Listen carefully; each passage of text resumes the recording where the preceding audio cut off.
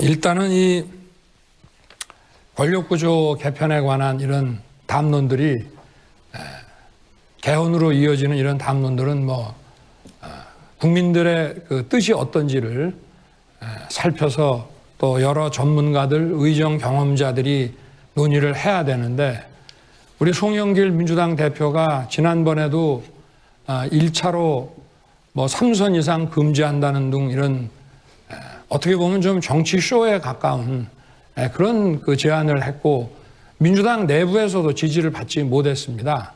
그런데 이런 중요한 그 개헌 담론들이 선거를 불과 열흘 앞두고 이렇게 전격 제안이 돼서 이 정권 교체라고 하는 거대한 민심의 흐름을 정치 교체라고 하는 이런 프레임으로 치환하는 선거 전략으로 이것이 악용되지 않을까 참 우려가 되고요.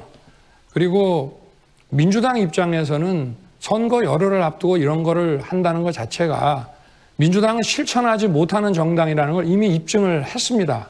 지난번에도 연동형 비례대표를 정의당의 협조를 받아서 해놓고 바로 위성정당을 만들어서 우리 정의당을 뒤통수 치고 배신을 했습니다.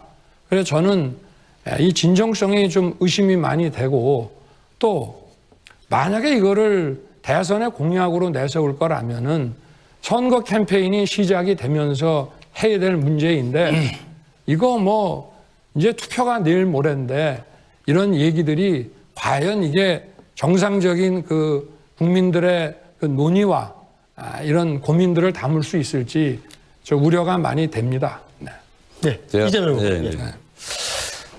우리 안철수 후보님 제가 말씀드린 것은 구체적인 행정 체제가 아니고 헌법 개정 이전의 법률 개정을 통해서 할 수 있는 것들을 우리가 하자 이 말씀이었다는 말씀 하나 드립니다. 우리 윤석열 후보님, 제가 윤석열 후보님 보면 가끔씩 정말 이상하다는 생각이 들 때가 있어요. 모르고 그러시는 건지 알고도 일부러 그러시는 건지 잘 모르겠는데 이 위성정당 문제는 국민의힘에서 먼저 시작해가지고 민주당이 어쩔 수 없이 따라간 겁니다. 그래서 그때 당시에 저는 국민의힘이 그러더라도 우리는 하지 말자 이거 내부적으로 주장했다가 결국 관철은 안 됐는데 국민의힘이 먼저 한 일을 어떻게 민주당이 그랬다라고 하는지 좀 이해가 안 되는데 이따가 한번 몰라서 그런 건지 아니면 알고도 그러시는 건지 답변 하나 부탁드리고요. 쇼다고 하시는데 저는 이 정치 개혁을 통해서 국민들의 민의가 반영되는 제3의 선택이 가능한 정치로 만들자. 우리 국민 여러분께서 보시는 것처럼 수도권에는 2명 국회의원, 구의원 뽑아가지고 둘 중에 하나는 반드시 되지 않습니까? 그 제3당은 안 되는 거예요. 이게 3인 이상 하게 되어 있는 거 지금 조례로 다 바꿔놨는데 이런 거 고치자고 한 게 제가 아주 오랜 수건이고 오래전부터 밝혔던 입장이다 이 말씀 드립니다. 그리고 윤 후보님 말씀마저 드리는 김에 위성정당 먼저 시작해가지고 그렇게 한 거 저희는 계속 사과드리고 있지 않습니까? 우리 제3당에 사과드리고 있는데 국민의힘 먼저 그렇게 위성정당 만든 거 사과하실 의향 없으신지 지금 조금 전에 하신 말씀도 사과할 의향이 없으신지 한번 여쭤보겠습니다. 제가 답변을 할까요? 하셔도 되고 네. 안 하셔도 됩니다.